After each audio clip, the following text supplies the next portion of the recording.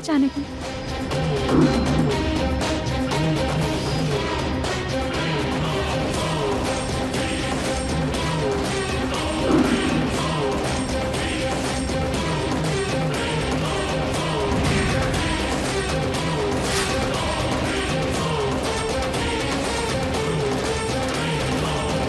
हो सकेला डर के मारे कहीं जाके छिप गए होगी। कल आए खातिर कहले बानी ना, हमार भैया के का भइल रहे पता चल जाए।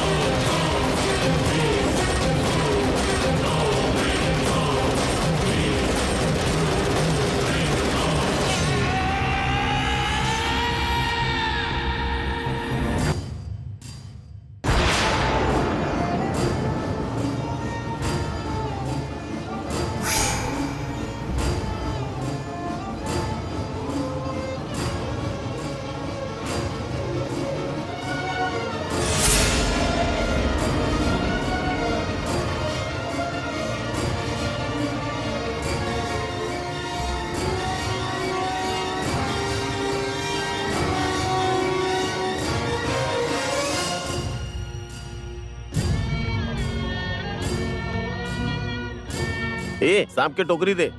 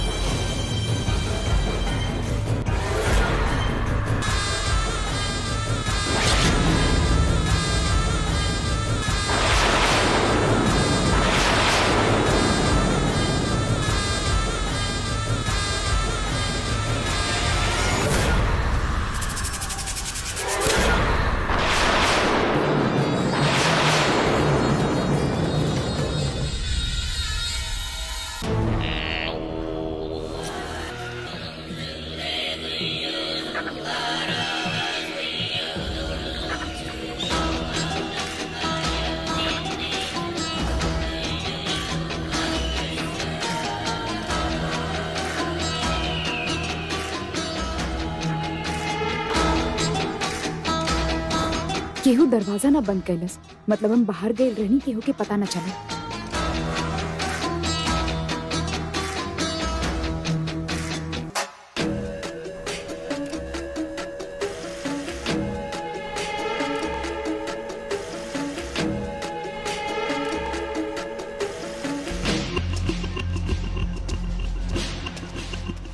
बच गए नहीं।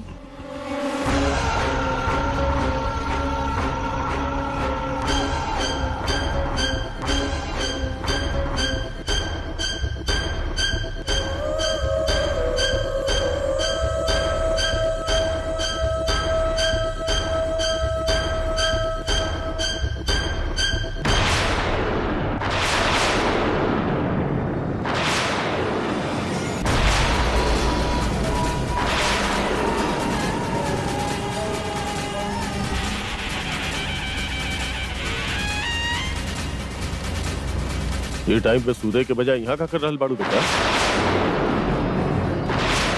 प्यास लगल रहे, पानी पिए आयल रहनी पापा, पी के जा रहल बानी। आप सामने आ गई नी। ठीक बा, जाके सूत जा। थोड़ा सा लेट हो जाती ना, पकड़ जाती हम।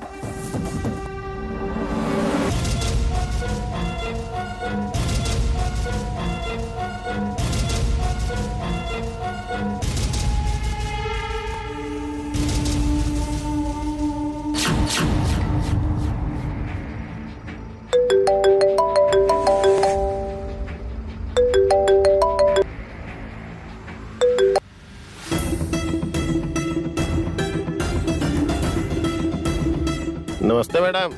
बोला वो मंदिर के रहस्य जाने वाला के खत्म कर देनी मैडम। केहू देख लेता ना, ना मैडम, केहू पे केहू के शक त ना भइल ना। केहू के शक ना भाई मैडम। जैसन आप कॉलर रहनी है, पॉइजन के इंजेक्शन देके मार देनी। सांप के कटला से मरल बा, सब लोग ये समझी। ई रहस्य के पता न चले के चाहिए, और अगर पता चली तो वो बच्चे के ना चाहिए। समझ में आ गई ना बात? ऐसा ही होगी मैडम। मारे वाला हमनी बानी, ई बात के बारे में केहू के भी पता न चले के चाहिए। मैडम, सांप के कटला से ही मरल बा, ऐसा नहीं कहा। ठीक बा ना मैडम?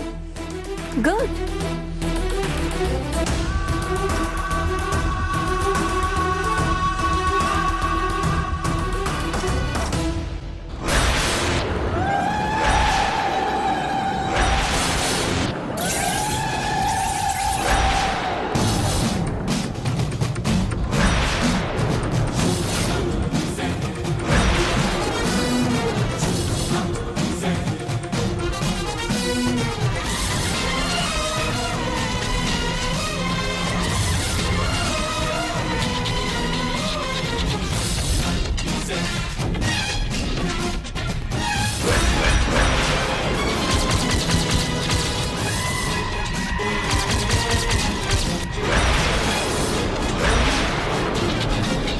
नागबरम में हम एगो सीक्रेटली प्रोजेक्ट हैंडल कर रहल बानी। लोगन के विश्वास की, सेंटिमेंट्स के, सिचुएशन से संबंधित विषय है, और ई बात आपके ध्यान में रखे के होगी।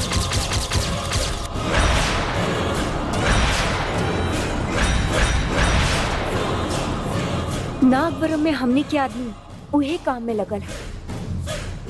इस सैम के कबो भी हल्का में मत लिया।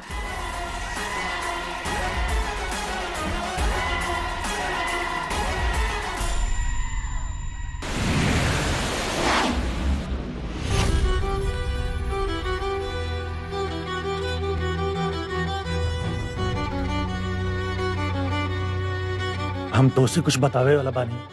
ये बात के जान के केहू यहाँ आइल बा। तू जा यहाँ से, जल्दी जा यहाँ से, जा। तू जा यहाँ से, जल्दी जा। देखा, हम कल तो से यहाँ फिर से मिलब, तो के सब जानकारी देवे के बाद। हाँ?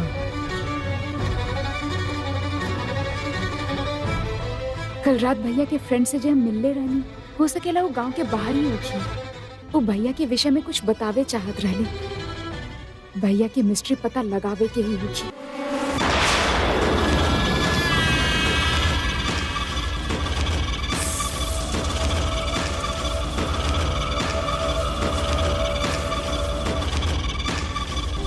भैरवी,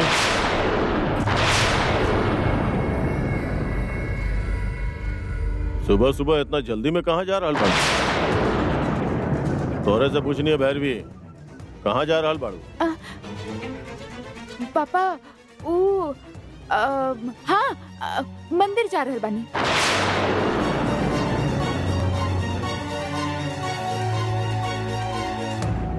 मंदिर? हाँ पापा।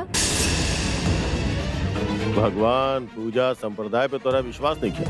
भगवान के न माने वाली तू मंदिर जाता उड़ू कैसे? कहाँ जा रहल बाड़ू? हम झूठ बोल रहे बानी पापा, के पता चल गए। साहब जी का भाई, का बात बा? आपके बेटा के दोस्त सुंदरम काल आपके घरे आयल रहना ना, उनकरा के सांप काट देला साहब।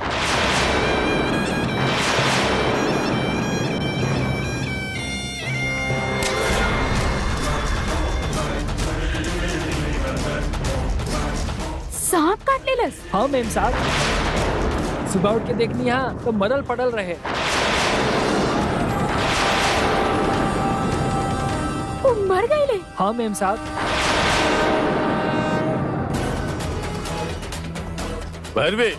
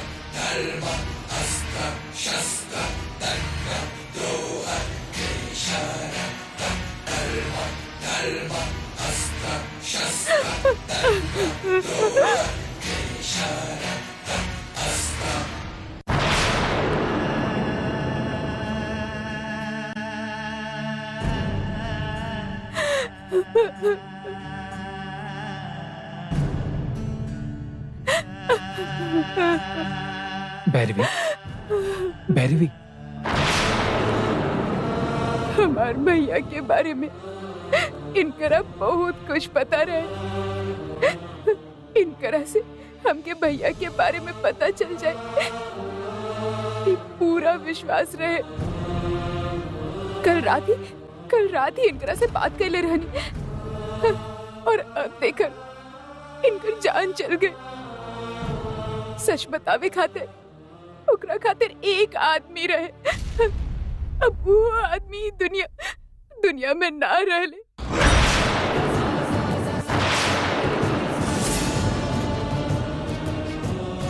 वो दिन सोनार ब्राह्मण के भी सांप काटे से जान चल गई और आज ई भी जन्म से जिनकर ये लोग भगवान माने ले, उहे देवता ये लोग के जान ले रहल बाड़े। इन मूर्खता के भक्ति के नाम देके ये लोग सांप के पूजा कर रहल बाड़े। आप सब बदलब ना।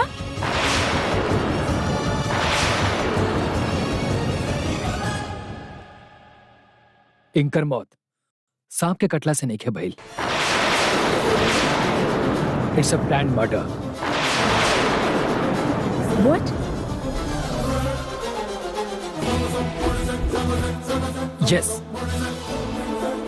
इनकर क्यों समझदारी से हत्या कर ले बा।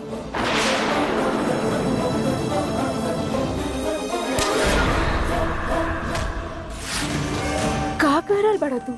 टू माई नॉलेज आमतौर पर लगभग 70% सांप विषैला ना होला। ओकरा के काटला से आदमी मरेला ना। फिर कुछ लोग ई सोच के मर जाला कि सांप काट ले बा तो अब हमरा का होई। ई डर से हाइपरटेंशन और हार्ट अटैक से मर जाला आदमी। और ये टेंशन या हार्ट अटैक से मरे वाला आदमी ना रहला। इतना डरे वाला होतन त बिना जिए मरे के डर से, बिना कोनो खतरा के डर से सब जनला के बाद भी तारा घर पर बतावे खातिर ना आई था। इनका अंदर शक्ति रहुए टेंशन से लड़े के। सो पॉइंट नंबर 1, ई टेंशन से नैखन बरल।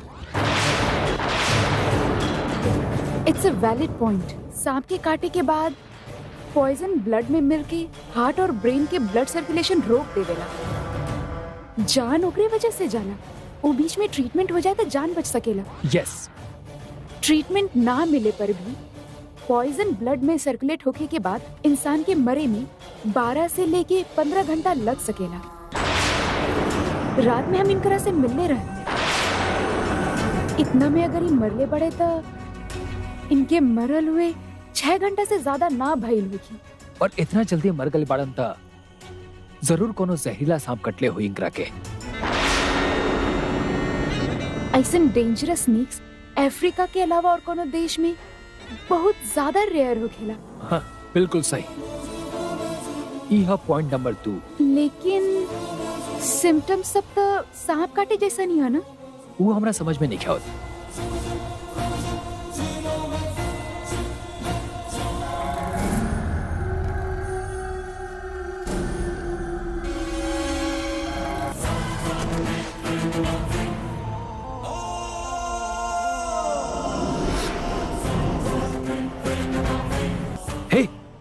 एजा देखा, इंजेक्शन वाला नीडल मार खानी लागता। इस स्पॉट पर ब्लड ब्लॉक कर ले पाता। केहू जानबूझकर इनकरा के 100% प्योर जहर के इंजेक्शन दे ले पा। सांप के काटला से मरल पड़ने की बात के यकीन दिलावे खातिर सांप से कटवाइल गई बा। 100% ये भइल बा। इतना अच्छा से एनालाइज कर रहल बड़ाई, लेकिन जे कह रहल बा सच ही लग रहल बा। बहुत समझदार बाड़े।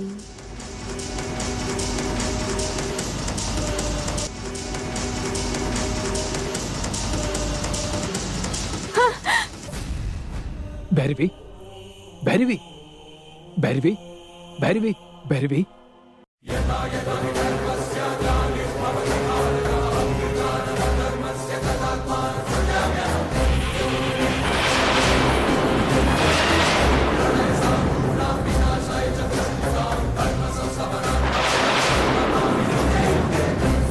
तू ठीक बाड़ू?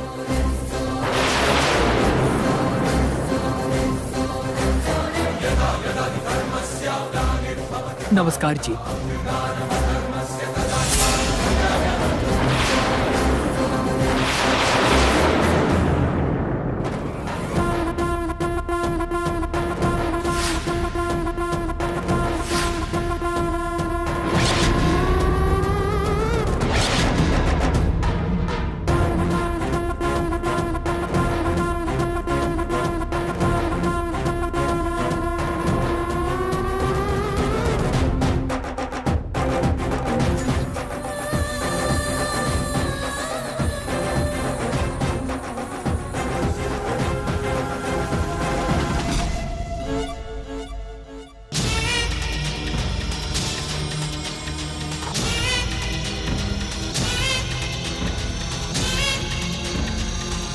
तोहरा अमेरिका भेज के पढ़ाई ऐसे ना करवाले रहनी कि जो ना चाही वो तू करा।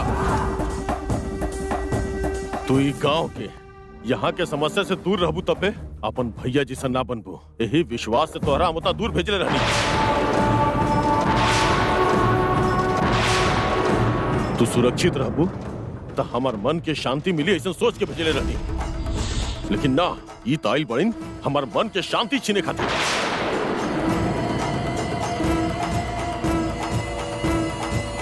तू जब भी बाहर चालू तो कोनो न कोनो समस्या लेके आवेलू, कहीं तोहरा कुछ हो ना जाए सोच के हम डर से मर जाता नहीं।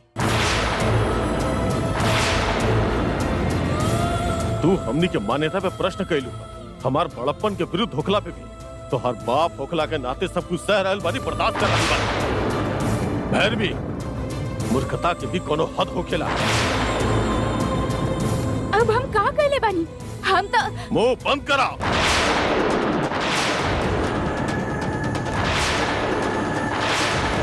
कृष्णा, का भइल बा? सांप कटला से केहू मर गइल ह तो ओकरा देखे गइल रहली नहीं।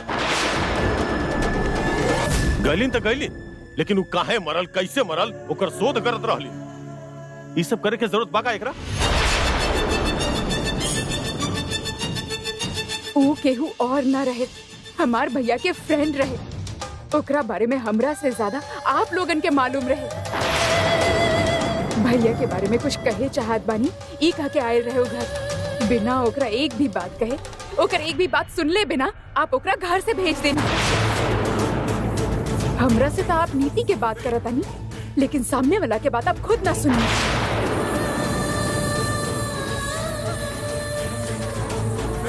अगर ओकर बात आप सुन ले होती तो भैया के बारे में हमनी के कुछ पता हो गए होगत, लेकिन आप तो अपन घमंड में रहनी, ओकर एक भी बात ना सुननी आप।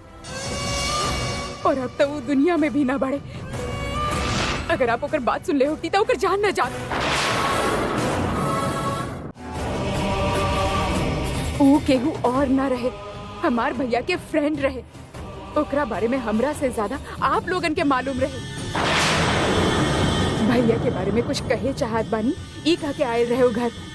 बिना ओकरा एक भी बात कहे, ओकर एक भी बात सुन ले बिना आप ओकरा घर से भेज देनी। आप तो कम से कम हमार बात के समझी माँ। का बोल बा? ये ना कि सब तोहरा वजह से नहीं के भाई, तू बेगुनाह बाड़ा। ये सब हमार बेटा ही कइले बा ना? तू तुरंत के तुरंत मन नजर के सामने से हट जा। चल जा। हमरा से तो आप नीति के बात करत आनी, लेकिन सामने वाला के बात आप खुद ना सुननी।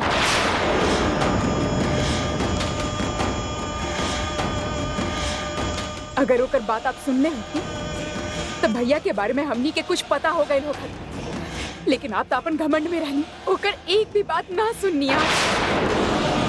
और अब तो वो दुनिया में भी ना बढ़े। अगर आप ओकर बात सुन ले होती तो ओकर जान ना जा। ईका बोलत बाड़ू भैरवी?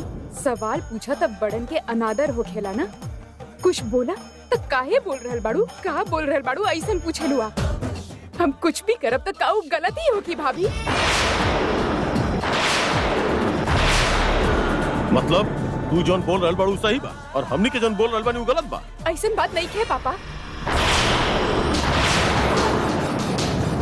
तू जौन पढ़ाई कैले बाड़ू ओकरा में अपना बारे में सोचले के अलावा हमनी के बारे में सोचे के शिक्षा नहीं दिहल गिल लागता। अपन काबिल बेटा के खो के वो दुख के मने मन सह रहल बानी। अभी जब तू बोलत रहलू ना ओकरा से मिलने से सच पता चल जाइत का। बोलत रहलू कि ओकरा से बिना बात कैले हम भेज देनी। उस सच जाने से पहले ही तू भी हमारे बेटा की तरह हमसे दूर हो जाती। खुद देख ले लू ना अपन आंख से होकर लाश। मंदिर के बारे में जाने वाला चाहे जे भी हो ओकर उहे हाल हो खेला। बेटा के खोए वाला हम अगर तोहरा के भी खो देता आखिर हम कैसे जी पाए बेटा। काहे हमार तकलीफ तोरा समझ में ना आवेला का। अरे जब तू छोड़ रहलू तब से तोरा समझावत आ रहल बानी पर अब कोनो फायदा नहीं किया। और आज से बिना हमारी इजाजत के तू ये घर के दहलीज के बाहर ना जाइबू। और अगर हमार बात ना मान लू तो हमार दूसरा रूप देखे के पड़ी।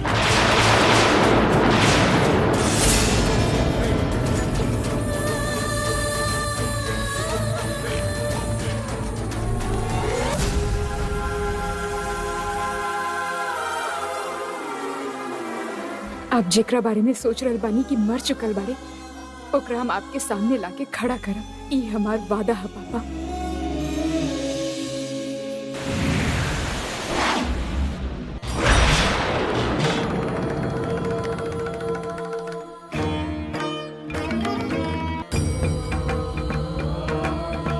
हमनी के घर के सब लोग भक्ति भाव से आपकी पूजा करेले, बाकी हमार पोती में ही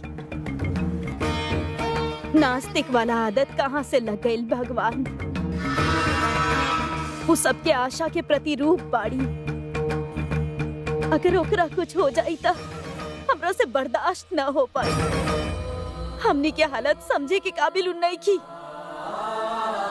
आपके ओकर मन बदले के होगी भगवान, आपके बदले के होगी। भाग्य जान ली माँ जी, भाग्य जान ली। जे बीतल है ऊ बताई, जे होखे वाला है ऊ बताई। भाग्य जान ली माँ जी, भाग्य जान ली।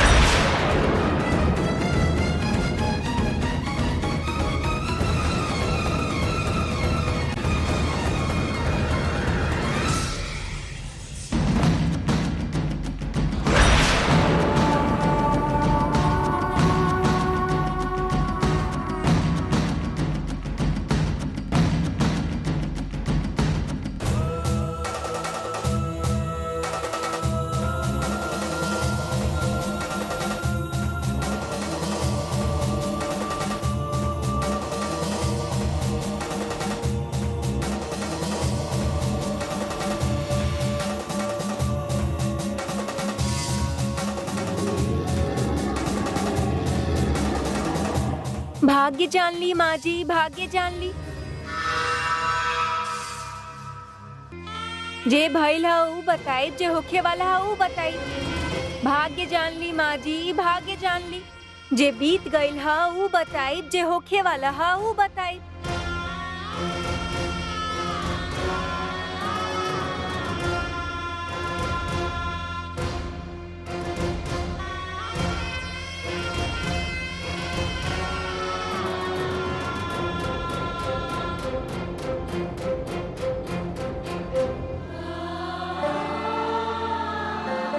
भाग्य जान ली माँ जी, भाग्य जान ली। जे भइल है ऊ बताई, जे हो रहल है ऊ बताई। जे होके वाला हा ऊ बताई, जे जैसन हा सब वैसन बताई बाप के। आपके चेहरा पर अन्नपूर्णा माता के झलक दिखाई दे रहा हा। दान धर्म करे में आपके हाथ हमेशा आगे रहेला। भाग्य जान ली माँ जी। हमरा अपना बारे में नहीं खे जाने के, हमरा हमार पोती के बारे में जाने के बा। आप अंदर चलिए। आप का जाने चाहे नहीं, हम जाने नहीं।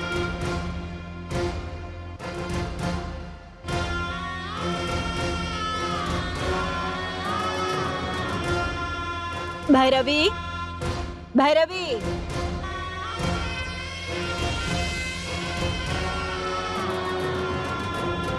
आई बैठी ना। वहाँ ना माँ जी, हम तो धरती माँ के साक्षी बना के सबके सब कुछ बतावे नहीं। भैरवी, भैरवी,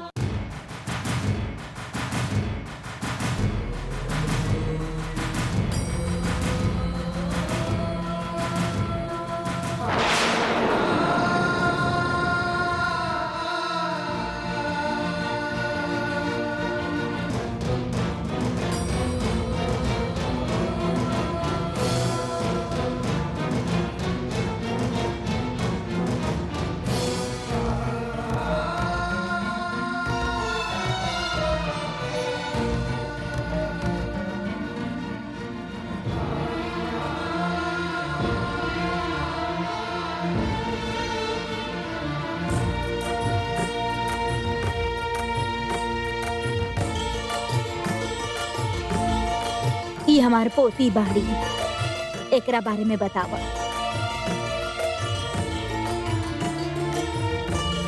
हमरा बारे में ही का बताई? भाग्य का मतलब? भाग्य मतलब कुंडली।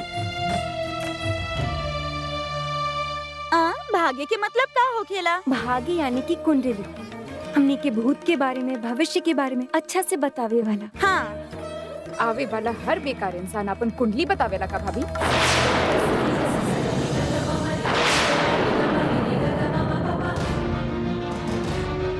आप सब ना पागल हो गए बानी।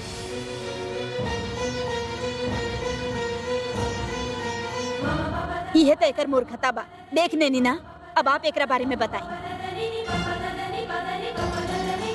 जे जैसन हाँ वैसन ही बताई, सब राज खोल के बताई।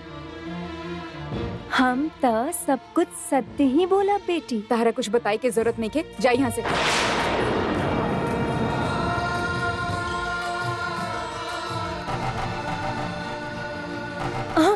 अरे तो के पता बाई के बाढ़न, इनके पास दिव्य शक्ति है भैरवी। हाँ, यही से ऐसे टोकरी लेके यहाँ वहाँ घूमत रहेली।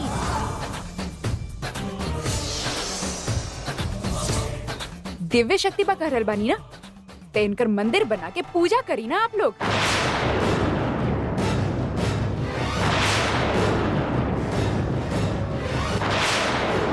सुना लड़की, सिर्फ एक बात बतावा तानी, आप भी सुन ली ही माँ जी।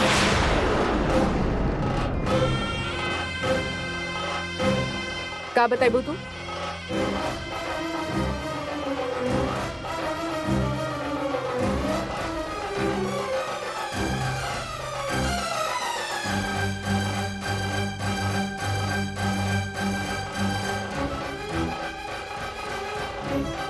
तू अपन भाई के बारे में जाने चाह रहल बाड़ू ना बेटी? अपन भाई के तलाश में भटक रहल बाड़ू बेटी।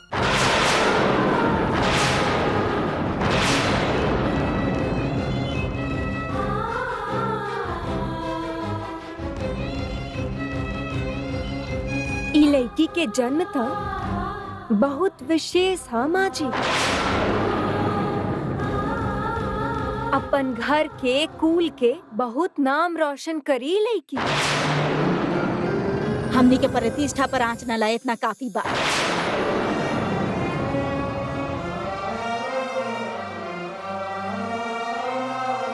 तोहार जुबान कड़वा है लेकिन मन तो एकदम हीरा है बेटी।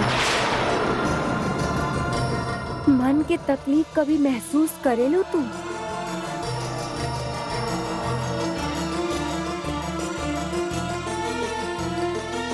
जैसे सब कुछ जाने नहीं, देखा तो सब कैसे सच बतावता नहीं। सही बता रहा भी ऐसे खुद के बारे में मत पूछ लिया, न तो आज चरित्र के बारे में पता चल जाएगी। ई लड़की के आप गलत मत समझब माँ जी, वो परमेश्वर के आशीर्वाद से जन्मल है।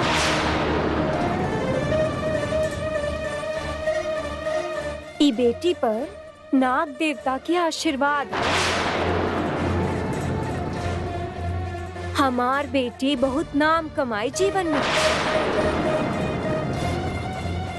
हमार बात के हल्का में मत ले माँ जी। ए, तू हमके आपन बारिश काहे बोल रहल बाड़ू?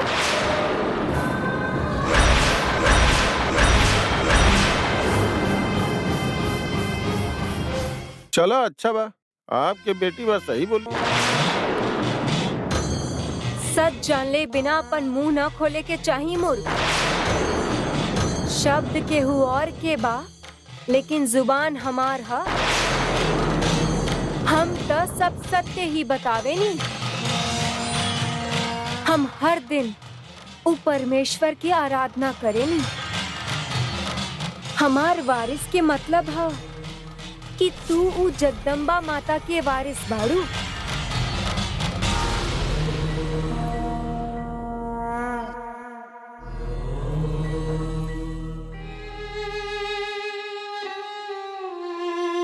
हीरा के भी जब तक न काटी तब तक ओकर रूप न निखरेला।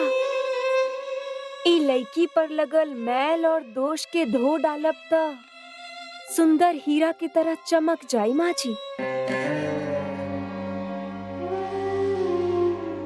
एकर शादी कब होई? जब भी देखा था शादी शादी। हमार शादी के अलावा आपके पास कोनो काम नहीं है का? एकर गुस्सा कब कम होखी बताई माँ जी। ई त दोष के गुण हा, गुस्सा ना हा बेटी। दोस्त के मिटावे खातिर हमनी के का उपाय करे के पड़ी? ई बेटी के जन्म त बहुत विशेष हा। जन्म त ले बाड़ी, लेकिन एकर कुंडली में काल सर्प दोष हा माँ जी।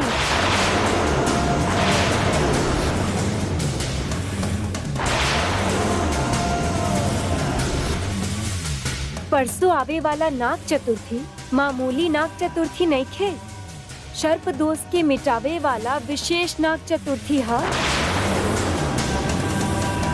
वो दिन ही बेटी के हाथ से दूध चढ़ा के पूजा करवा दी माँ जी। बेटी के हाथ से सुहागन के समान भेंट कराई, दोष अपने आप निकल जाई।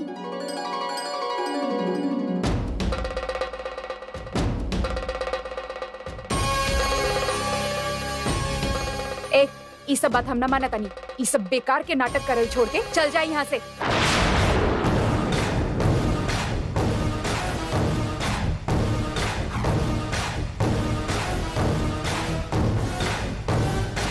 देख ले लू ना, इहे हाल बा। पूजा पाठ के नामे से चिढ़ेली, हमनी की कौनो बात ना सुनेली।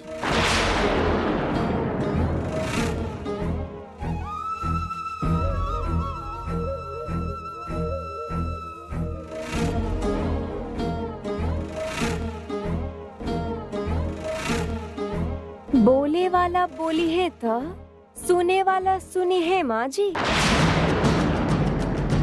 आप सोच समझ ली माँ जी। भाग्य जान ली माँ जी, भाग्य जान ली।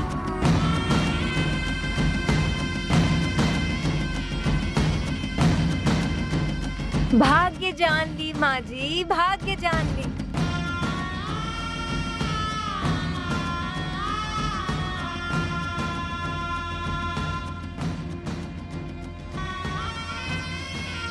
भाग्य जान ली माँ जी, भाग्य।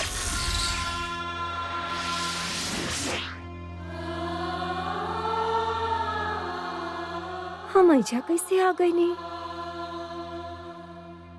भाग्य जान ली माँ जी, भाग्य जान ली। कितना साहस से गेल रहे वो मंदिर के अंदर। वो तिलिस्म में का रहल, उ रहस्य ओकर डायरी में लिखल बा।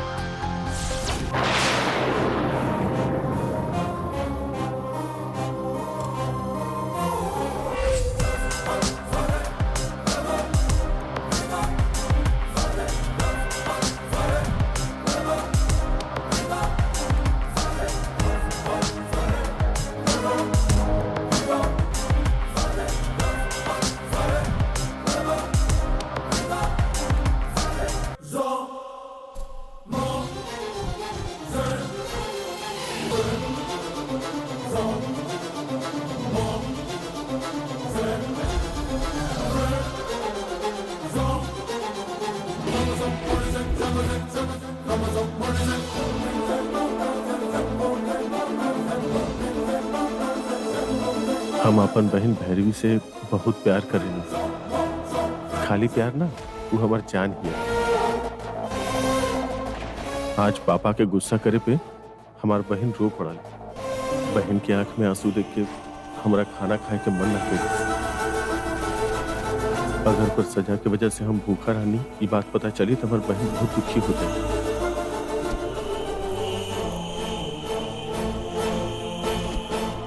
यही से हम ये बात बहन के ना बतौनी।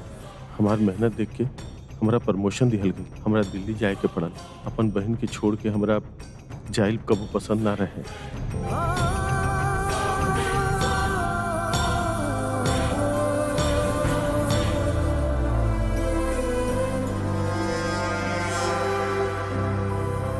जैसे हमके प्रमोशन ना चाहिए, हम अपन बॉस के बोल देंगे।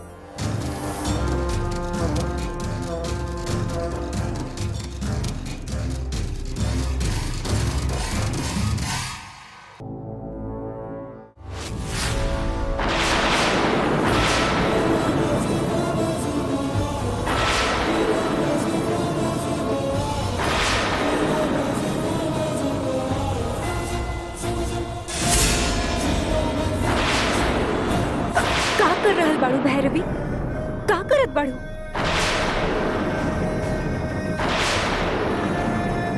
उनकर बिना हमार हालत खराब हो चुकल है। तो हार भैया के जब जब याद आवेला हमार मन दुखी हो जाला भैरवी। यही से हम ना पढ़ेनी। तो तू काहे निकाल लू के? भाभी, भैया के बारे में ई डायरी में कुछ लिखल। उससे तोके का? तू मत पढ़ाए के, तू जा भैरवी। ई का बात भइल? ऐसे बोल रहे बानी आप? भैया के फ्रेंड भैया के डायरी के बारे में बतैले रहले। जरूर भैया के मिस्ट्री के ही डायरी में कोनो लिंक होगी। ये डायरी हमके दे दी भाभी, प्लीज। काहे हमके और तकलीफ दे रहल बाड़ू तू? अगर तू ई मामला से दूर रहबू ता उहे में हमनी के भलाइया जे होखे के रहल से हो गई। अब सब कुछ भूल जा। ई कहा भाभी? आप भी ऐसे बोल रहल बानी? भैया के बिना रहत बाड़ू, भैया एहिजा ना बनी, दुख ना होखेला का? आप ऐसे कैसे बोल सकेनी भाभी? तू छोट बाड़ू। मंदिर के बारे में जाने वाला हर कोई ऐसे ही दुखी होला और डराएला। तो हर भैया न रहनी, उनकर बारे में जाने वाला उनकर फ्रेंड भी चल गए। सवेरे तू भी तो देख लू ना, मर चुकल बाड़नू। भाभी ऐसन बात नहीं है भाभी, उहे पता लगाए खातिर भाभी दे दी हमके भाभी प्लीज भाभी, बस भाभी भाभी भाभी अब बस भी करा। तोहर भैया के खोके हमार जिंदगी नरक हो चुकल है और अब तू उनके बारे में जाने चाहेलू। अगर तोके कुछ हो गई तो हम बर्दाश्त ना कर पाई भैरवी। हमके कुछ ना होगी भाभी, आपके हमरा खातिर डरे की जरूरत नहीं खे। वो भी ऐसे ही बोलत रहलन। आखिर का भइल? हमार पति हमरा साथे आज नहीं खे बाड़न भैरवी। घर वालन के बात न मान के हो हिम्मत दिखावे चाहत रहलन और ये कोशिश में हमार जीवन बर्बाद हो गई।